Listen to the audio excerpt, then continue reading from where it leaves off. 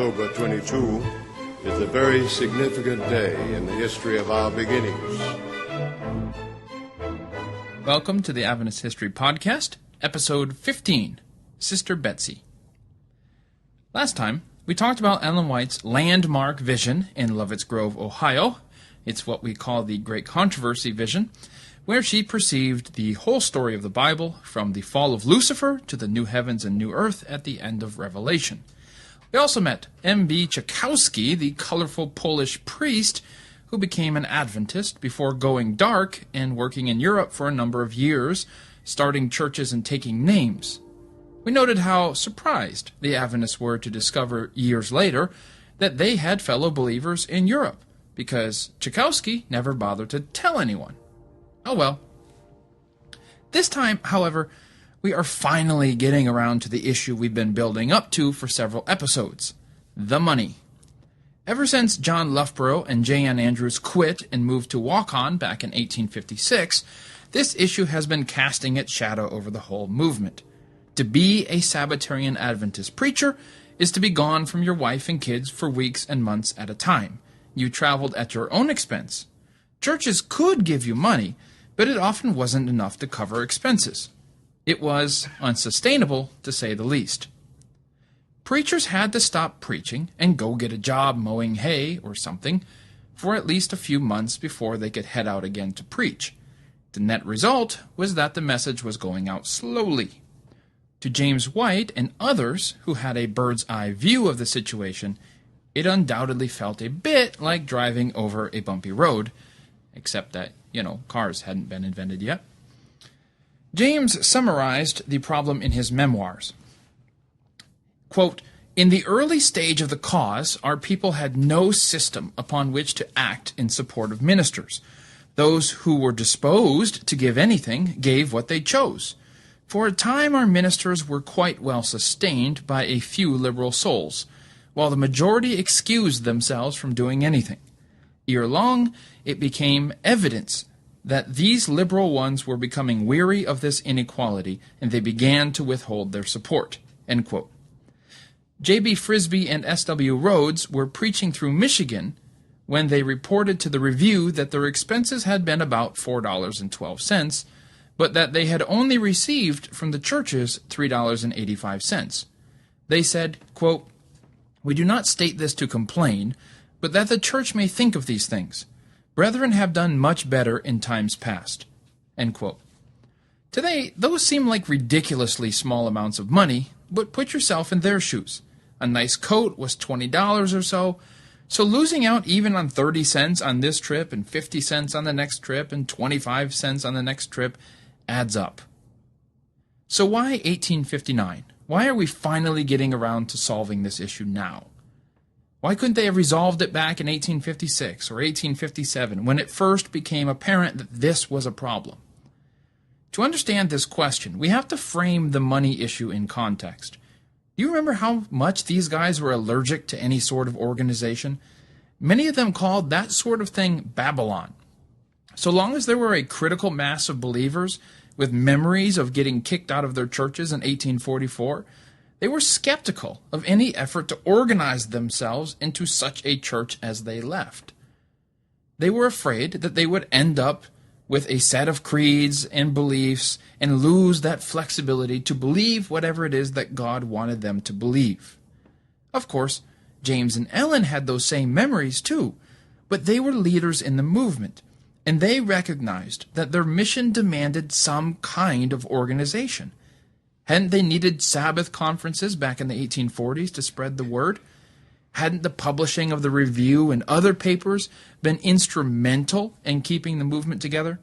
Hadn't the general conferences they had been calling once or twice a year been absolutely essential in keeping the movement focused on the mission? Even still, any organization that was going to collect and distribute money represented a huge step that would be difficult to undo.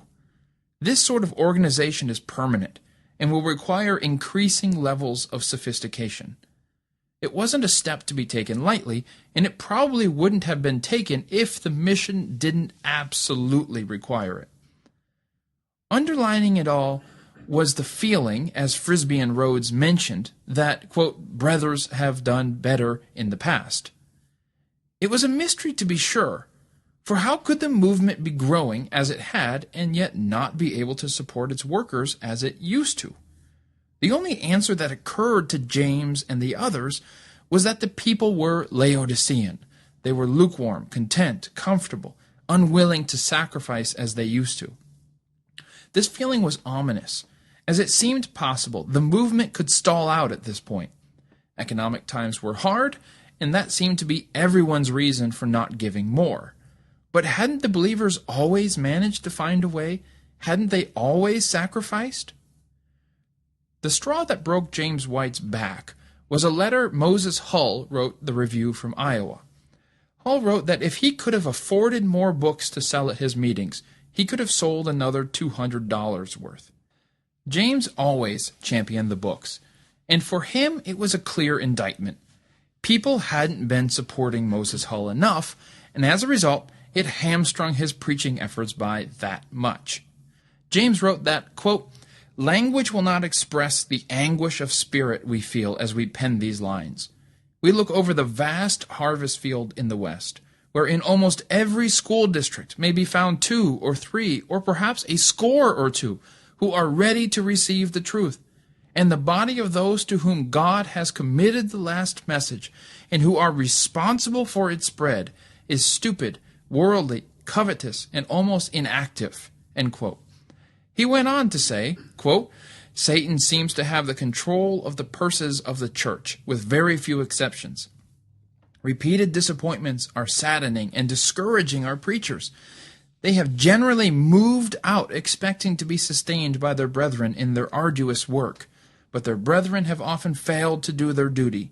Disappointment has been the sad lot of our preachers, and now several of them have sunken down into poverty, broken down health, and discouragement. Should the church freely hand out to sustain the cause the amount of the annual taxes on their property, there would be in the Lord's treasury double the amount wanted to sustain the cause in all its departments. End quote. James is recognizing 2 things here. First, he recognizes that this was a spiritual problem, a heart problem. Generosity comes from commitment, and if we are being less generous, then it must be because we are less committed. As a result, the preachers are less committed because they have to go take a break and go work out in the fields, and so the dominoes fall. Second, he recognized that it was an organizational problem. James makes the comment that if the church members would just give the amount they pay in property taxes, the movement would have twice as much money as they would need. It was an offhand comment, to be sure, but an important one, because it plants the seed. If only we had a means of collecting funds regularly, like the government does, we'd be fine. The mention of property taxes in particular was interesting. Property taxes represented 2 things that appealed to James White. They were collected regularly, as we said, and thus they could be counted on, and they were the means of spreading the burden around evenly. Property taxes weren't that expensive. It was a nominal sum, but it snowballed into a big sum when everyone had to pay it. That meant the tax burden was spread pretty evenly. The problem the Sabbatarian Adventists had was that there were a lot of people who didn't give anything, or who gave very little, and then a few relatively wealthy people who had to cough up a lot of money. And let's face it, the movement wasn't exactly appealing to millionaires. Many of the people who joined were on the poorer side, which meant that, as the movement grew, those few wealthy people had to pay a larger and larger share. So how do we fix this? It begins with, what else? A conference. As the de facto theologian in residence, J.N. Andrews was summoned to study the issue with John Byington, James White, J.H. Wagner, and others to figure out if the Bible has any sort of guidance. It took them all of 2 days. Loughborough would later say that Andrews and company concluded that, quote, the tithing system is just as binding as it ever was, end quote. But our friend Loughborough is reading some later events back into this moment.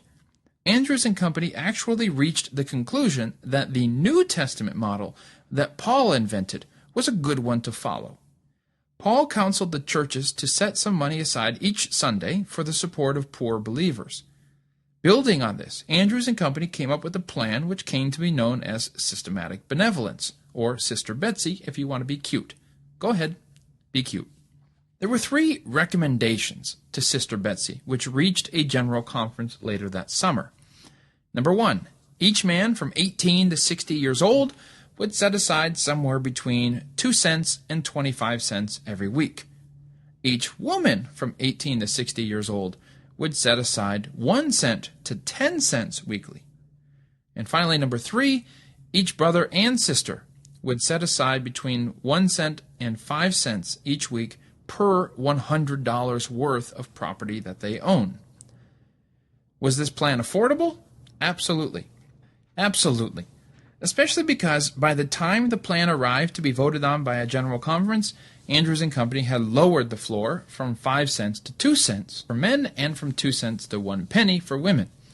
Best I can tell, an average weekly wage for a laborer in 1860 was a little shy of $6 a week. So asking for, on average, about 13 cents is asking for 2% of that man's income. Of course, if you were a carpenter or a blacksmith, you made almost twice as much, so no sweat there. It was a remarkably affordable plan for men and for women. It's the third provision, though, the one that called for a penny to a nickel to be set aside each week for every $100 of property they own, that we need to put in historical context. Property taxes had become the biggest source of revenue for cities and states at this point in America. Keep in mind that this was long before income taxes and all of that. Let me just give you an idea of how property taxes had grown. In 1841, in Ohio, Michigan's friendly neighbor, they set their property taxes at just 12.5 cents for every $100 of property that you had. That's 1841. In 1851, 10 years later, they tripled that amount to 36 cents for every $100 of property that you owned. It brought Ohio's revenues from just $90,000 in 1831 to nearly $1 million 20 years later in 1851. And this doubling and tripling of property taxes was happening everywhere. That said, Sister Betsy did ask for her nickel or penny every week, whereas the government only collected these 36 cents once a year. So that third provision did add up, but if you didn't own property, you didn't even worry about it. It was easily affordable, even if you did. When the General Conference was meeting to consider this issue later that June, Rhodes spoke up and said that his only criticism was that the recommendations were too low. And these were all recommendations. What Andrews did was take the New Testament principle that Paul established, and then went and tried to find a practical application for its use. No one claimed that the whole idea was written on golden plates and handed to Andrews. And with that reference, I'm aware that I just lost our sole Mormon listener. Sorry, dude. Now, that said, when the plan was adopted by the churches, unity was expected. It became a moral duty. In 1861, James White would call this Heaven's Plan. Systematic benevolence, as its name suggests, tried to balance two ideas. First, that giving should be systematic. It had to be regular. Leaders had to be able to expect a certain amount of income so that they could make plans for the future. Second, it had to be benevolent. Andrews was clear in his study that the Apostle Paul never demanded a fixed sum from people. He simply told them to give as the Lord inspired them to give. That's why they recommended that believers give between a couple of pennies and a quarter every week. That guidance gave the leadership a rough amount of what to expect, while giving the believers a rough goal to be giving. If they couldn't save a pair of pennies a week, fine. If they could save more, fine. So here we have a plan. What next? Andrews and Company brought it before the Battle Creek Church, which heartily approved it, of course. The Battle Creek Church announced in the review that they had accepted the plan and recommended to all of the other churches that they do the same. In June of 1859, a general conference assembled and also voted unanimously to accept systematic benevolence. And with that motion passing, somewhere out there, John Loughborough had to be jumping up and down. That wasn't the end of the issue, however. While James had tried to get representatives from all corners of the country, it's obvious he didn't get them all. So when he and Ellen took a 3-month tour of New England that fall, he invited every church he stopped and visited to join the systematic benevolence plan. There was some resistance at first, some confusion, but eventually everyone got on board and the plan worked just fine. It was tweaked over the years, but it met the needs of the moment and oiled the right wheels to keep the movement, moving. 1859 was the year of systematic benevolence. It was a huge achievement in the development of the movement. It was one of these milestones in Adventist history, like James White's desire to start the Review and Herald, that proved pivotal to the future success of the movement. It was still too young, too immature to absorb very many bad decisions, and so it was critical that when the movement came to the crossroads, that they made the right choice. Systematic benevolence was the right choice. Everyone in leadership knew that they were about to lose a number of their preachers if they didn't do something.